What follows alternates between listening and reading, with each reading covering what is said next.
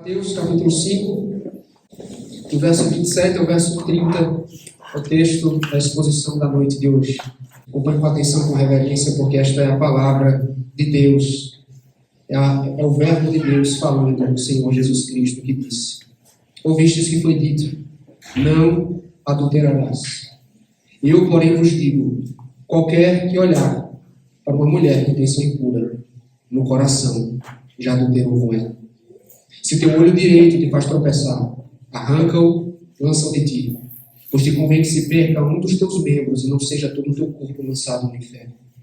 E se a tua mão direita te faz tropeçar, corta e lança de ti, pois te convém que se perca um dos teus membros e não vá todo o teu corpo para o inferno.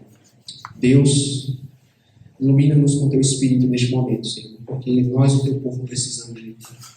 Fala a tua igreja, exorta-nos, em nome de Jesus. Amém. Não é uma novidade que a nossa cultura hoje, ela desafia diretamente o ideal de Deus para o sexo e para o casamento. Há uma cosmovisão depravada que está impregnada por todos os lados. Eu posso citar vários exemplos. Para começar, olhe para as músicas que são produzidas hoje em dia, que incentivam abertamente a libertinagem. Veja os filmes e séries de hoje que normalizam a fornicação e adultério. A moda promove indecência e luxúria. E até mesmo há casos de políticas públicas que incentivam que os mais jovens entrem na vida sexual quanto antes.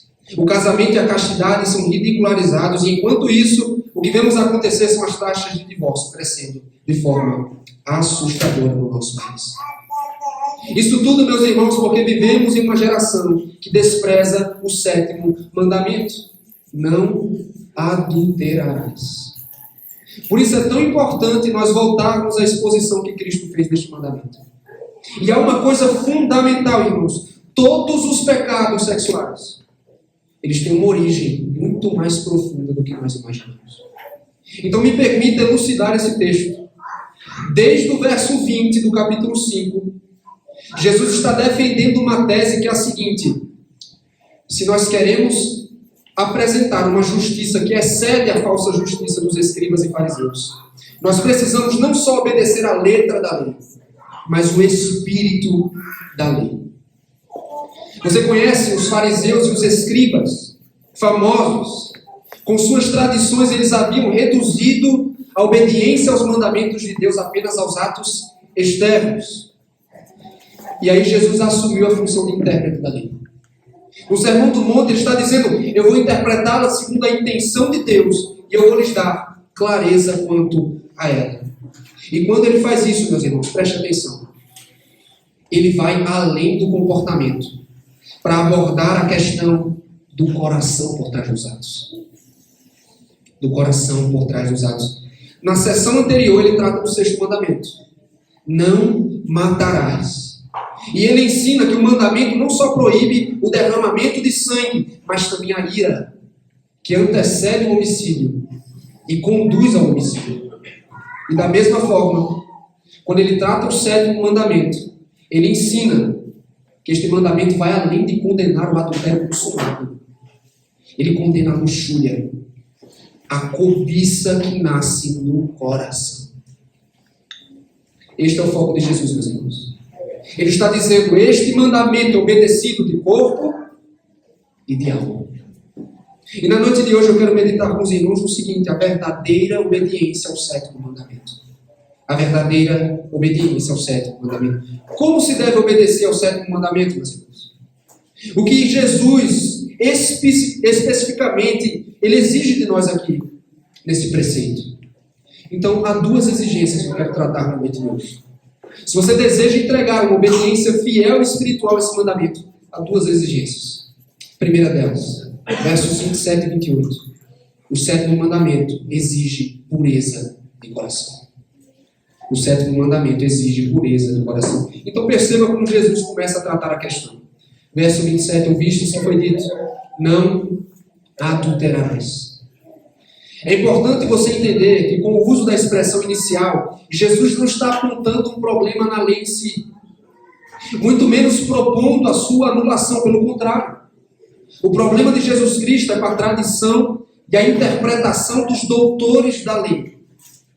Porque da mesma forma como eles entenderam, não matarás, simplesmente como não cometer assassinato, não adulterarás, passou a ser entendido assim, ó. Você não pode ser flagrado, você não pode ser surpreendido no ato de adultério. O problema com isso é que os fariseus e escribas reduziram a exigência do mandamento apenas ao adultério quando consumado e descoberto. E há um exemplo disso, você não precisa abrir, tá bom? No Evangelho de João, no capítulo 8, há um caso que registra exatamente essa concepção dos fariseus. Porque ele disse no capítulo 8, versos 3 e 4, preste atenção, moça. Os escribas e fariseus, note quem trouxe a mulher, trouxeram à sua presença uma mulher surpreendida em adultério. E fazendo-a ficar de pé no meio de todos, disseram a Jesus: Mestre, esta mulher foi apanhada em flagrante adultério. E na sequência eles propõem a execução dessa mulher. Por quê? Porque na lei de Moisés, meus irmãos, o adultério era um pecado tão grave que era punido com a morte para ambas as partes. Os fariseus tinham conhecimento disso, só que eles torceram a concepção do mandamento para dizer: desde que eu não seja flagrado no ato, a lei não pode me acusar. Eu não posso ser culpado. E o que é que eles estão fazendo aqui, meus irmãos? Perceba que é algo muito intencional. Eles estão reduzindo a obediência ou limitando a obrigação do mandamento apenas ao aspecto externo, ao aspecto formal. Mas a pergunta mais importante que precisamos fazer ao texto é a seguinte: como Jesus interpretou o certo mandamento? Ele responde no verso número 28. Eu, porém, vos digo, qualquer que olhar para uma mulher com intenção impura, no coração, já adulterou.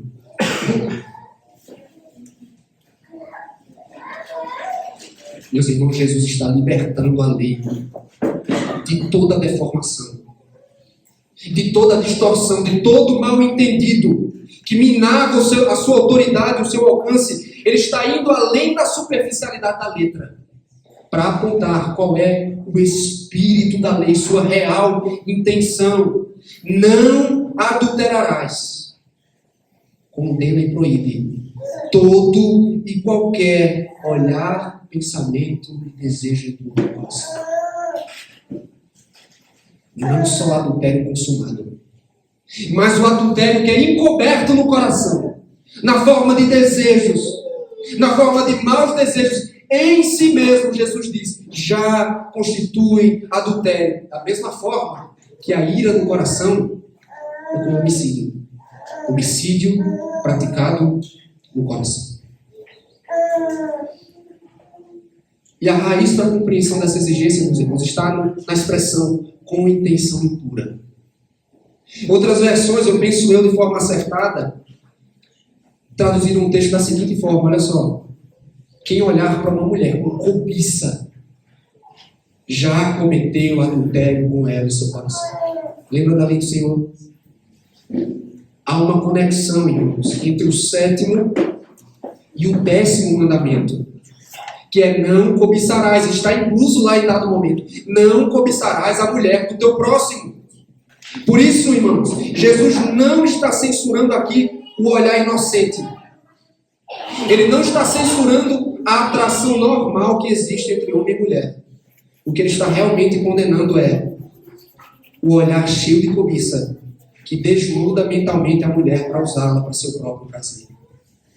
Ele está condenando o olhar que desperta a imaginação, a curiosidade que conduz à lascívia, o desejo por desfrutar daquilo que não lhe pertence. É o exato oposto do cuidado que Jó teve. Quando no livro que leva seu nome está escrito: eu fiz aliança com os meus olhos, para não olhar com cobiça para as moças. Então Jesus está dizendo não só o ato, mas aquilo que acontece no coração, todo e qualquer desejo imoral escondido no íntimo, é adultério aos olhos de Deus. Então, primeiro ponto, o mandamento exige pureza de coração. É a primeira lição que podemos aprender daqui, meus irmãos. Eu quero que você preste atenção em mim, tá bom? Em primeiro lugar, nós precisamos admitir nossa culpa por este pecado. Se o sétimo mandamento apenas reprovasse o ato consumado, você poderia portar-se como fariseu e dizer: minhas mãos estão limpas. Eu sou inocente de pecado. Mas uma vez que o mandamento se estende aos desejos do íntimo, a lei vai fundo para sondar nosso interior. Nós descobrimos que já pecamos e quebramos este mandamento, a não ser que haja alguém aqui perfeito entre nós.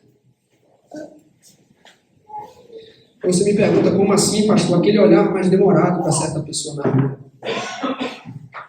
Aquela cena picante de um filme onde você se imagina no lugar do protagonista. Aquela olhada mais demorada num vídeo ou numa foto da rede social. A pornografia consumida em secreto.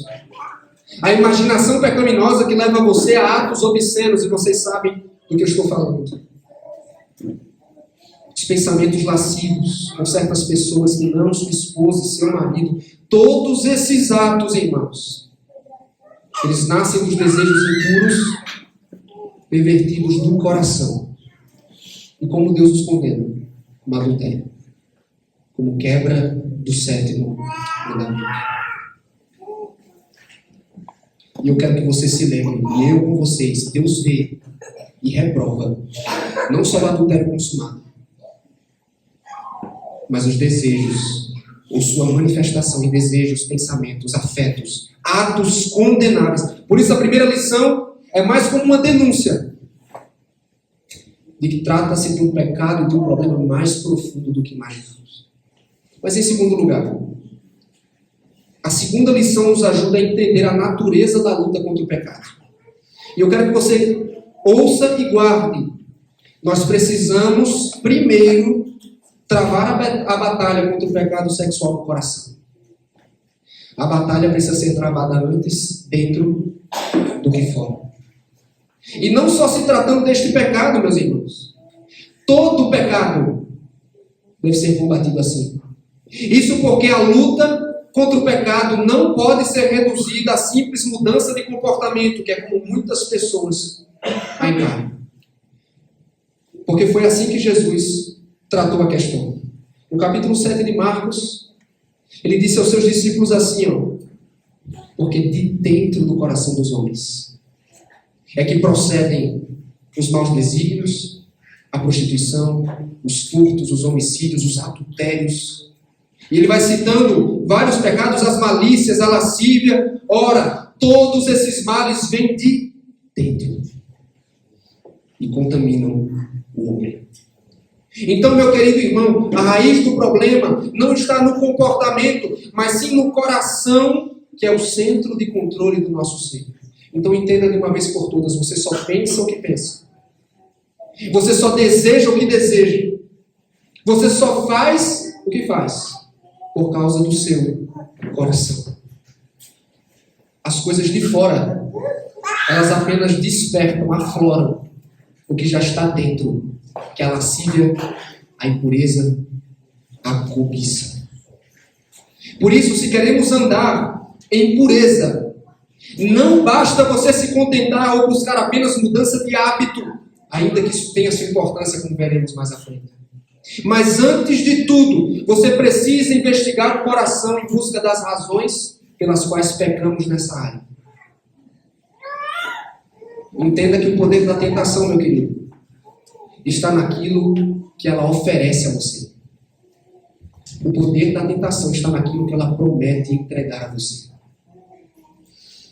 Porque ninguém peca por obrigação. Nós pecamos porque acreditamos que vale a pena, que é vantajoso, que o pecado pode nos fazer felizes. Por isso é tão importante que você se pergunte o seguinte: o que me leva ao pecado? O que me leva ao pecado? O que o pecado está me oferecendo? E aí me permita tratar especificamente da pornografia, que é talvez a grande armadilha dos últimos anos de nossa geração, talvez, para a castidade e para a pureza. O que leva um homem ou uma mulher a consumi-la. Quais são as promessas que a pornografia faz? Bem, nós podemos dizer que ela promete felicidade. Ela promete abundância de prazer. Ela promete que você vai ser desejado e realizado pela pessoa que está do outro lado da tela. Ela promete ser um alívio para momentos de estresse e tensão. Mas deixa eu lhe dizer uma coisa. Sabe qual é o problema? São todas promessas falsas e vazias. Todas promessas falsas e vazias, porque a pornografia, todas as outras formas de pecado, elas prometem muito, mas sabe o que entregam no fim? Frustração, vergonha, culpa. Como então, pastor, nós vencemos as promessas enganosas do pecado sexual? Pela fé, meus irmãos. Como assim? Porque a fé, irmãos, vê além das promessas vazias e falsas da pornografia. A fé vê além do que a pornografia oferece, para entender que Deus é maior e melhor do que tudo que o pecado pode nos oferecer. Que as promessas de Deus superam em muita, toda e qualquer promessa do pecado. Preste atenção. Se o pecado promete felicidade a você, por meio do salmista Davi, Deus disse: na presença de Deus, a fartura, a abundância de alegria. Se você busca por meio do pecado ser amado e desejado, o Evangelho nos lembra: em Cristo Deus ama você. Em Cristo Deus o fez filho de Deus. E você não precisa, nos momentos de tensão, estresse, tribulação na sua vida, recorrer às fontes do pecado. Por quê? Porque Deus é nosso refúgio e fortaleza. Ele é um auxílio sempre disponível no momento da adversidade. Vocês percebem como diante das promessas de Deus, as promessas do pecado, seja ele qual for, eles desmoronam, ou elas desmoronam. É por isso, meu irmão, porque Deus e suas promessas são maiores, são melhores do que as falsas promessas da pornografia e qualquer outro pecado. É que nós podemos ter esperança de vencer a guerra no local mais importante, que é no coração. Se você perder a guerra no coração, com este ou qualquer outro pecado, você está perdido, porque é dele que procede as fontes da vida. Só assim nós teremos um coração realmente puro. Crianças, Sara, Lara, qual é o nome dela? Laura, Aurora. Crianças, prestem muita atenção. Deus vê, Lara, não só o que você faz, Aurora. Deus vê o que está no seu coração. Isso é uma coisa que vocês precisam lembrar sempre, porque vocês vão poder esconder. Vocês conseguem esconder muita coisa dos pais de vocês. Vocês, por exemplo, podem dizer assim, Aurora: olha, seu pai chama a sua atenção, diz assim: Aurora, você não pode fazer isso. Aí você diz assim: ó, eu não tô com raiva, mas é dentro do seu coração, você está com raiva. Deus vê que você está com raiva. Deus vê exatamente o que nós sentimos, crianças. Ele vê. É por isso que ele não só diz assim: você não pode fazer isso. Você não pode cometer um pecado, mentir. Você também não pode desejar mentir, porque Deus, ele reprova tanto o ato como o desejo. Tá bom? Então vamos ao segundo ponto, meus irmãos. A verdadeira obediência ao sétimo mandamento. Primeiro, o mandamento exige pureza de coração. Segundo, o sétimo mandamento exige que o pecado seja combatido. Jesus deixou bem claro que o adultério é, antes de tudo, um pecado que nasce no coração. Agora, porém, ele nos ensina como este pecado deve ser combatido. E eu quero que você olhe para os versos 29 e 30 do texto, que dizem: se o teu olho direito te faz tropeçar, arranca-o e lança-o de ti, pois te convém que se perca um dos teus membros e não seja todo o teu corpo lançado no inferno. E se a tua mão direita te faz tropeçar, corta e lança de ti, pois te convém que se perca um dos teus membros e não vá todo o teu corpo para o inferno. Um detalhe muito importante, e eu imagino que você saiba disso. É óbvio que Jesus não espera não intenciona que suas palavras sejam seguidas literalmente. Mas vocês acreditam que teve um homem na história da igreja chamado Orígenes, que ele obedeceu literalmente esse texto? Ele se castrou, meus irmãos. Ele se castrou porque julgava que essa era a forma de se precaver contra o pecado sexual. E qual é o problema com essa abordagem? É que ela não lida com a raiz do problema, que é o coração. Sendo assim, ainda que alguém literalmente ampute partes de seu corpo, ele não põe um fim em definitivo na origem do pecado, que é a cobiça que vem do coração. Então, a linguagem que Jesus está usando é o que chamamos de hipérbole. É uma linguagem de exagero para ensinar que se deve lidar radicalmente com o pecado. Em outras palavras, Jesus está dizendo: você precisa agir de forma rápida, drástica, para se livrar, expulsar da sua vida tudo aquilo que gera ocasião ao pecado. Então ele está descrevendo aqui o que os outros autores do Novo Testamento chamaram de mortificação. Mortificar a carne. Então, por exemplo, no capítulo 8 de Romanos, no verso 13, Paulo usa a seguinte linguagem: se viver de segundo a carne, caminhais para a morte. Mas se pelo Espírito mortificardes os feitos do corpo, certamente vivereis. Mortificar os feitos do corpo. É o mesmo princípio, meus irmãos. É o mesmo princípio tratado em circunstâncias e por meio de uma linguagem diferente. Então, quando Jesus diz mão, olho, tratam-se de representações. É uma representação, é um símbolo de todas as ocasiões para o tropeço e tentações ao pecado. E aí, como é que você lida com elas? De forma radical. Radicalmente. Como se você não tivesse olhos para cobiçar. Como se você não tivesse mãos para cometer o pecado. Ou seja, Jesus está dizendo: não faça concessão, não seja permissivo, lide radicalmente com a presença do pecado na tua vida. Pelo contrário, perdão, ele deve ser odiado, meus irmãos. Ele deve ser esmagado nas primeiras manifestações. Crianças, prestem atenção numa coisa, ó. Vocês já viram que num terreno assim, né? Tem uma plantação, às vezes tem um jardinzinho. E o que é que precisa fazer? Precisa cuidar sempre do jardim para não crescer. Já viu uma, chama-se erva daninha. É um matinho que cresce, que ele vai sufocando a vida do jardim. O que é que acontece se o papai Lara não começar a arrancar a erva daninha, Eric?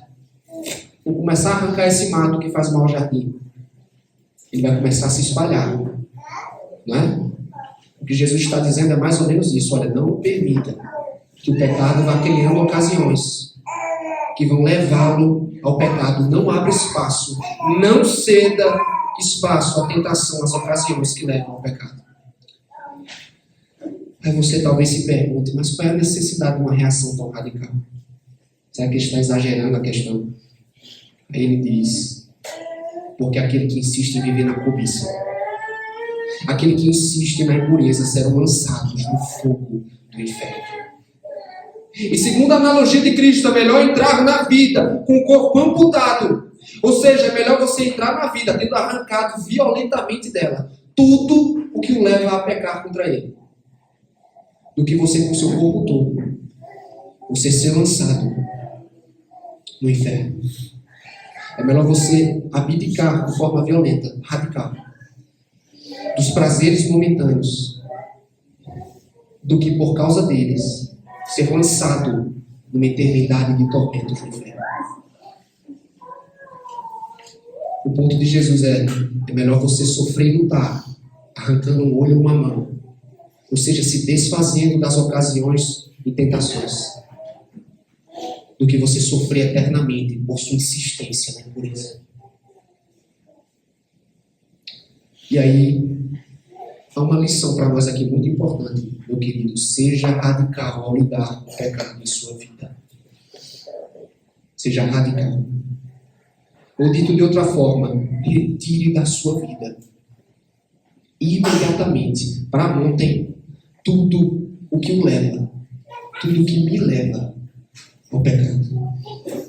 Jesus antes, como eu falei, descreveu o que chamamos de mortificação. E aí quando Paulo escreve aos Colossenses no capítulo 3, ele diz: fazei, pois, morrer a vossa natureza terrena. Aí ele cita prostituição, impureza, paixão, lascívia. Aí você me pergunta, como isso é possível, pastor? De onde vem o poder, a força para fazer isso? É porque somos nova criatura em Cristo. Porque o mesmo Paulo vai dizer mais à frente: vocês foram revestidos do novo homem. E por meio do poder dele, vocês são capazes de resistir à natureza caída, ao pecado. Você tem uma nova natureza se você é crente. Se você tem fé em Jesus Cristo, é habitado pelo Espírito, você tem uma nova natureza dada por Deus, capaz de amar, obedecer e resistir.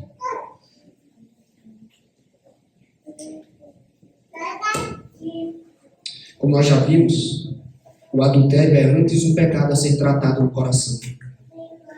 Nós não podemos reduzir o problema à mudança de comportamento, mas isso não significa que não precise acontecer certa mudança de hábitos. Certa não, uma completa mudança de hábitos e comportamentos.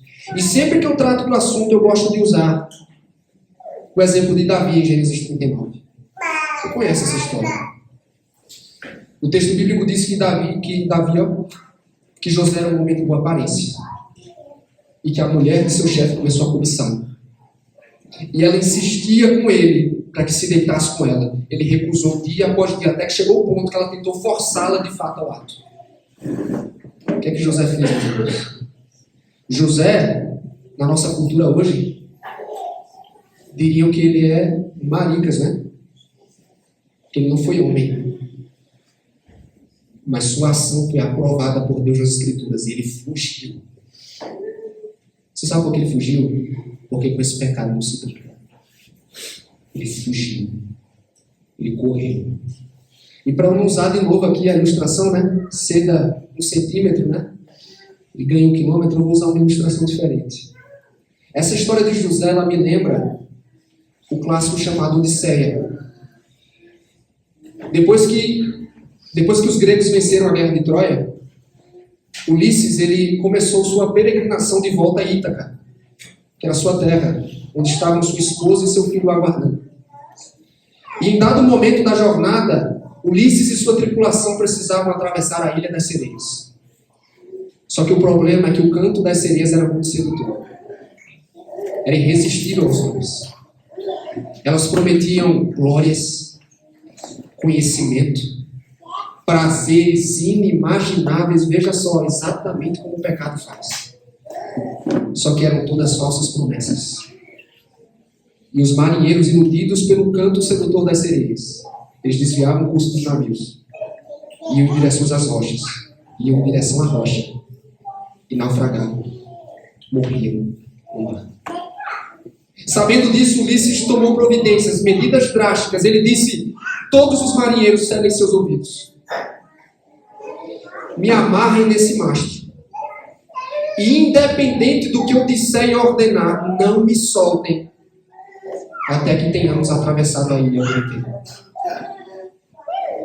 É como nós temos que lidar com o pecado, meus irmãos. Radical, de forma drástica, de forma violenta. Porque senão seremos presa fácil para o pecado. Tudo que cria ocasião na tua vida, cristão, tudo que abre oportunidade ao pecado, tudo que o faz vulnerável, precisa ser arrancado de forma violenta, drástica, de uma vez por todas. Eu pergunto: o que cria ocasião para o pecado na tua vida? Será que são os filmes que você assiste? Será que é aquele tempo ocioso depois do trabalho, onde você fica navegando no celular? Por acaso é algum lugar específico que você frequenta?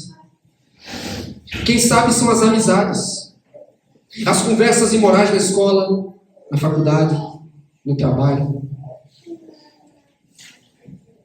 Se são essas coisas, você precisa dar um fim nelas. Definitivamente. Tudo, até o que você gosta, não importa.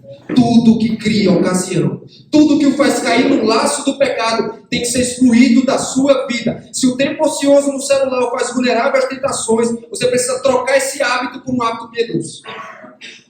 Vai ler a Bíblia, meu irmão. Vai ler um livro de teologia. Vai brincar com seu filho.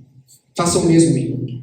Troque um hábito pecaminoso por um hábito piedoso. Se as amizades e conversas imorais no trabalho e na escola tentam você ao pecado, abandone a roda dos escarnecedores. Corte laço. Abandone. E tem cristão, por exemplo, que não consegue frequentar uma academia sem cobiça no coração. O que é que ele tem que fazer? Ele tem que fazer exercício em casa. Tem que fazer qualquer outra atividade, mas não insistir em atividades que alimentam a lascívia do seu coração. E eu falo aos jovens, meus irmãos, minhas irmãs, vocês entraram no relacionamento. Tomem cuidado. Tomem cuidado quando com seu namorado, seu noivo, vocês serão tentados a passar dos limites. E se você não impor limites, o pecado vai acompanhá-lo. E você vai cair no seu laço. Não faça concessões, não crie oportunidade para isso. E há ainda, pastor, os pensamentos impuros. Né? O que nós fazemos, meus irmãos? Quando lidamos com este pecado, nós não podemos fazer concessão, negociar. É como arrancar o olho. É cortar a mão fora. É se desfazer de tudo o que me leva a pecar e quebrar a lei de Deus. Ou permanecer no pecado e ser atormentado por toda a eternidade em razão disso. E aqui entra a segunda lição. Lembre-se das consequências severas para quem insiste no pecado. Não é novidade, meus irmãos. Todo pecado tem sua consequência. E com esse pecado específico não é diferente. Ele tem consequências. Há consequências nessa vida. Eu me permito usar mais uma vez o exemplo da pornografia. Ela é a armadilha mais usada, irmãos, por este pecado. E eu quero ressaltar algumas. Quais são as consequências de consumi-la? Primeiro, ela vai destruir a visão bíblica do sexo. Ela vai tornar o sexo algo grotesco, porque ela separa o sexo da intimidade e da aliança do casamento. Segundo, ela destrói, meus irmãos homens, a nossa visão sobre as mulheres, porque ela reduz as nossas irmãs, as mulheres com quem convivemos, seja quem for. Elas reduzem a meros objetos de prazer. É isso que a pornografia faz. Ela objetifica as mulheres. Terceiro, esse pecado afasta você de sua esposa, porque você perde interesse em relação real por relação artificial, por relação digital. E para nós pais, isso se aplica a homens e a mulheres, tá, meus irmãos? Isso não é uma aplicação específica a homens, não. Quando nós pais criamos nossos filhos em um ambiente onde a pornografia é bem-vinda, nós os estamos colocando em risco. E o pior de tudo, esse pecado nos afasta da comunhão com Deus. Eu sei que este é um pecado que afeta jovens. Eu sei que assombra homens casados. Mas ouça-me, e eu ouço com vocês. Eu afirmo para mim e para todos vocês, este pecado pode arruinar a nossa vida. Ele pode destruir tua mente e tua visão do sexo. Pode trazer problemas se você é solteiro. No futuro, quando você casar, pode trazer problemas para nós hoje que já somos casados. Pode nos tornar suscetíveis ao adultério consumado. Então o que é que o texto nos ensina? Fuja. Fuja. Faça como José. Fuja. Mas sabe o que acontece com aqueles que rejeitam as advertências do Evangelho? Que insistem em viver na impureza, não se arrependem. Lago de fogo e de enxofre, o fogo do inferno, o tormento eterno. não dar ouvidos às advertências de Cristo pode lançá-lo no tormento eterno. Lança o adúltero sem arrependimento no tormento do inferno. É o que vai acontecer com muitos, meus irmãos, que agora estão cedendo aos prazeres momentâneos da carne sem considerar a eternidade. E se não é o que nós queremos, meus irmãos, nós precisamos obedecer, nos arrepender, abrir mão de olho e mãos necessários para entrarmos no reino dos céus. E para concluir, se na verdade, meus irmãos, preste atenção, se a exigência do mandamento é castidade e pureza nos atos, se Jesus não está só dizendo assim, você precisa ser casto e puro no ato, mas ele está dizendo, você precisa ser também nos desejos, pensamentos mais profundos do coração, aí ele nos coloca em problema. Porque nós já quebramos esse mandamento. E por mais duro que seja admitir, você, eu, se quebramos este mandamento, somos culpados de adultério. Quebramos o 7º mandamento.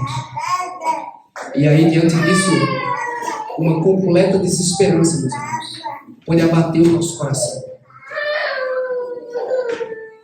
E aí nós nos perguntamos, como é que um pecador impuro como eu pode ter um lugar no santo reino dos céus? Como é que um pecador impuro como eu pode subir ao monte santo do Senhor? E aí, meus irmãos, semana após semana, nós estamos lembrando no nosso coração, Cristo. Cristo. É por meio de Cristo que um pecador impuro como eu entra no reino santo de Deus. Porque Cristo e não eu é o noivo perfeito e sempre fiel à sua igreja. Cristo, irmãos, ele amou sua igreja, entregou-se por ela, a fim de purificá-la, libertá-la da sua imundícia e apresentá-la perfeita naquele dia. Cristo, o noivo perfeito, ele cobre a sua noiva da sua vergonha com um vestido feito de seus atos de justiça. Não é como o Apocalipse termina? Com as bodas do Cordeiro. E do que é feito? O vestido da noiva é dos atos de justiça do nosso Redentor. Pecadores culpados de quebrar o 7º mandamento. Se você é um deles, alegre-se. Alegre-se na noite de hoje, porque você tem um Salvador que foi tentado em tudo que você já foi. Foi tentado a nossa semelhança em todas as coisas, inclusive as tentações sexuais. Mas ele nunca pecou. E ele viveu perfeitamente. Foi nosso substituto na cruz, recebendo o castigo de Deus por conta da nossa impureza. E por meio dele temos a garantia. Somos remidos, purificados, lavados, justificados. Nossa vergonha é coberta por causa de Jesus Cristo. A minha e a tua consciência é purificada dos nossos atos impuros. E somos renovados pelo poder do Espírito Santo a vivermos e obedecermos fielmente esse mandamento do corpo e alma. Amém? Vamos orar nesse momento. Oremos a Deus.